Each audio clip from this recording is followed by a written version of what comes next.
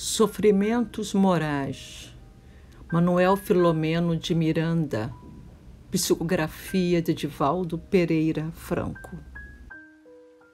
A simples desencarnação, de forma alguma, liberta o espírito dos seus hábitos e necessidades até então cultivados. Impregnado pelas sensações em que se demorou, quando interrompidos os vínculos carnais, permanecem os mesmos condicionamentos, impondo-se como expressões que exigem atenção e cuidados.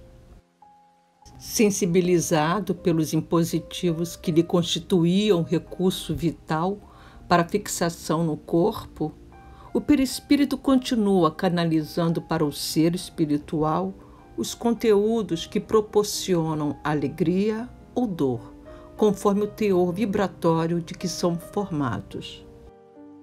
Os vícios mentais, os hábitos orgânicos e sociais, as ações desenvolvidas são elementos que nessa fase somatizam as impressões vigorosas nas tecelagens delicadas do espírito, transformando-se em sensações e emoções correspondentes.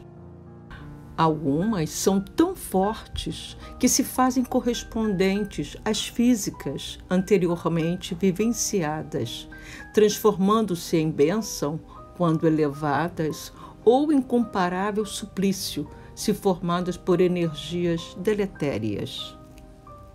Convertendo-se em necessidades, impõem atendimento orgânico como se a argamassa fisiológica se mantivesse em funcionamento. Como é compreensível, o interromper de um hábito qualquer, por circunstância não elegida, não consegue anular o condicionamento, particularmente se for acolhido por largo período, no qual a pessoa se comprazia, centrando os interesses mentais e emocionais no seu desfrutar. Transformando-se em martírio que não diminui de intensidade em razão da carência não atendida, inflige sofrimentos morais de difícil definição. Somem-se a essas sensações as ânsias, mágoas, angústias e o despertar da consciência que faculta a avaliação das experiências fracassadas e torna-se volumoso o destino que enlouquece muitos recém-desencarnados.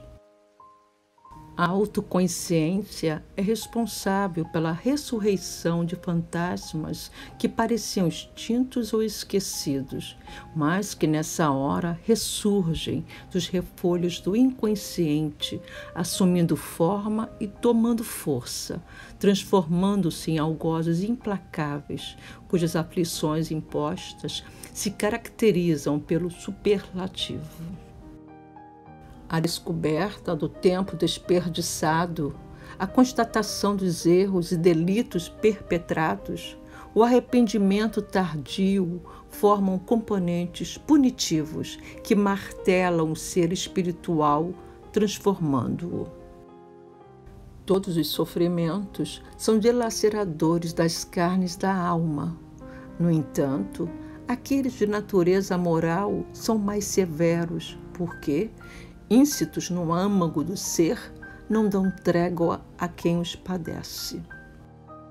Sem o costume salutar da oração lenificadora, nem da meditação saudável, a vítima de si mesma não encontra conforto para minimizar-lhes a intensidade, entregando-se à degradação da revolta ou ao abandono na agonia com que mais se agravam as aflições íntimas.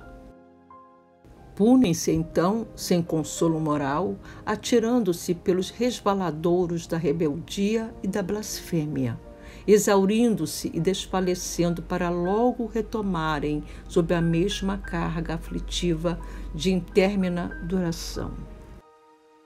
Tal ocorrência tem lugar porque ninguém foge da sua realidade interior. Desalojado o espírito do domicílio celular, prossegue como antes, com a diferença exclusiva de encontrar-se desvestido da couraça orgânica.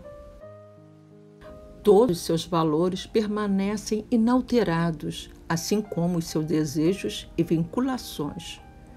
A frustração amarga por não poder administrar a máquina atual, conforme o fazia com a orgânica, exaspera e alucina.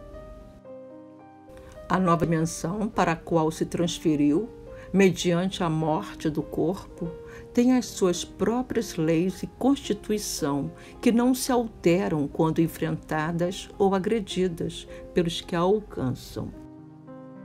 O ser humano é essencialmente o conjunto dos seus hábitos mentais e contingências deles decorrentes.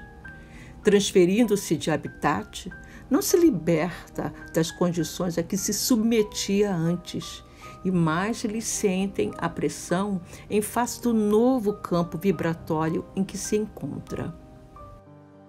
As dores morais no além-túmulo são uma realidade muito significativa, como sucede em relação à felicidade, à alegria, ao bem-estar, à paz, para aqueles espíritos que se conduziram na Terra com retidão, equilíbrio, lucidez, abnegação.